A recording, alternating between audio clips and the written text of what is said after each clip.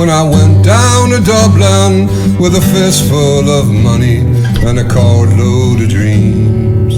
Take your time, said my father, stop rushing like hell and remember all's not what it seems to be.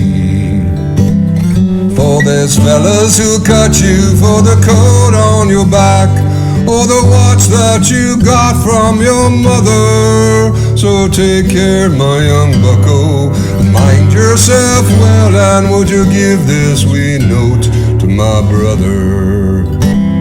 At that time Uncle Benji was a policeman in Brooklyn, and my father, the youngest, looked after the farm, till a phone call from America said send the lad over, and my old fella said sure it wouldn't do any harm. For I spent my life working this dirty old ground for a few pints of porter and the smell of a pound. And sure, maybe there's something you'll learn or you'll see, and you can bring it back home to make it easier on me. So I landed at Kennedy, and a big yellow taxi carried me and my bags through the streets and the rain. Well, my poor heart was thumping around with excitement, and I hardly ever heard what the driver was saying. And we came in the Sure Parkway through the flatlands of Brooklyn to my uncle's apartment on East 53rd. I was feeling so happy, I was humming a song, and I sang, you're as free as a bird.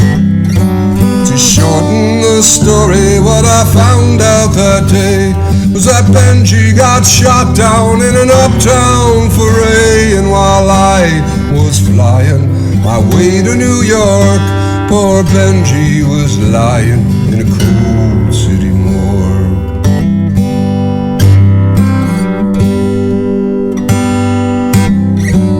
Well, I called my old fella and I told him the news.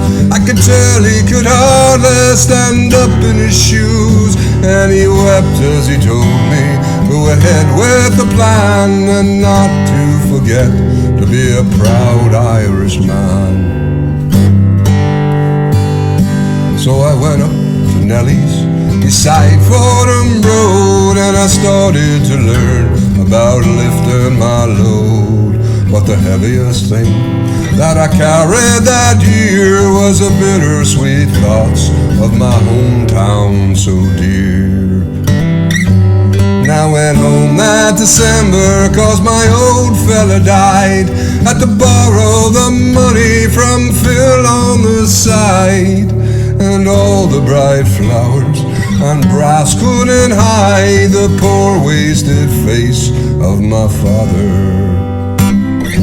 And I sold the old farmyard for what it was worth, and into my bag stuck a handful of earth. And then I boarded a train, and I caught me a plane, and I found myself back in the U.S. again. It's been 22 years since I set foot in Dublin. My kids know how to use the correct knife and fork, but I'll never forget the green grass and the rivers as I keep law and order on the streets of New York.